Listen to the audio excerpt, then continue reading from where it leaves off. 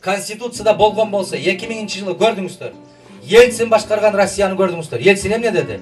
Берите суверенитет столько, сколько хотите деди. Ошондо Россия талкаланганга калды. Сибирь республикасы кылабыз. Анан тиги Уральский республика түзөбүз, Центральный русская республика түзөбүз дешип, бизге окшоп жанакты 140 партия түзөбүз дегендей деңгээлге жетти. Ельциндин улуулугу ушунда каталыгын сезгенден кийин 31 декабрда бүтүндөй элдин алдында көзүнө жаш алып туруп кечирим сурады. Жаш жигитке өткөрүп берди Путинге.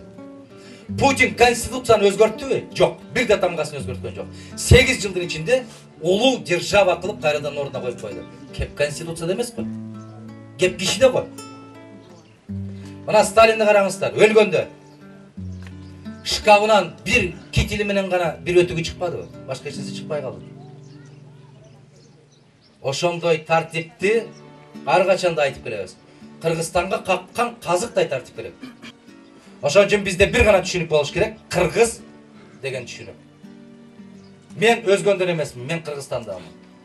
Мен Сузактан эмесмин, мен Кыргызстандамын. Мен нарындык эмесмин, кыргызстандыкмын деген сезим. Мен өзбөкмүн, мен тажикмин, мен дунгаммын эмес, мен кыргызстандыкмын деген сезим болуш керек.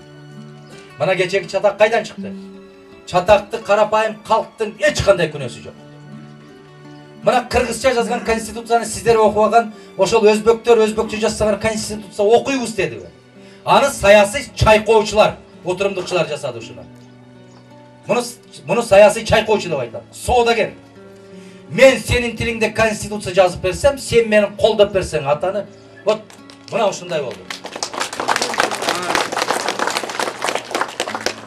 Жаштарга топ чаптырып берет, 6-чы күнү улак чаптырат, аксакалдарды чакырып, бир жерден чай берет, жеңелеримди чакырып, баягы жеңе отуруштарды жасап берет, аялдардын отуруштары. Анан чай ичип отуруп айтасыңар да, мына адам экен. Баягыда бүтүн Кыргызстан келди дагы, эмне айтты эсимде жок. Мыналар адам турбай, бизди сыйлап чай берип атат. Жаштарыбыз топ чаптырып атат. 2 күн топ чаап, 5 жыл башыңа топ чабат ошолор. Ушуну түшүнбөй атабыз биз. Президенттикке талапкерлигиңизди коесузбу, кайсы партиялар менен биригүүгө барасыңар дейт. Президенттикке талапкерликти коюш үчүн биринчи элдин ишенимине ээ болуш керек. Азыр сиздер деле ушул эле суроону бересиздер. Менин кесиптештерим сыяктуу. Канча тыйының бар деген суроону берет. Жолго чыгып атсаң да канча тыйының бар дейт. Шайлоого кетип барсаң да канча тыйының бар дейт. Бул эмне кыргыздарды кой сыяктуу сатып алганга мүмкүнчүлүк түзүлүп калдыбы? Болду. Эгер Кудай буйруп президенттикке барыш бул максат эмес. Баргандан кийин эмне жумуш жасайсың? Максат ошол болуш керек. Бизде президент деген сөздүн этеги жаман жерден жыртылып калды. Биринчиси да качты, экинчиси да качты. Кеп президенттик бийликте эмес.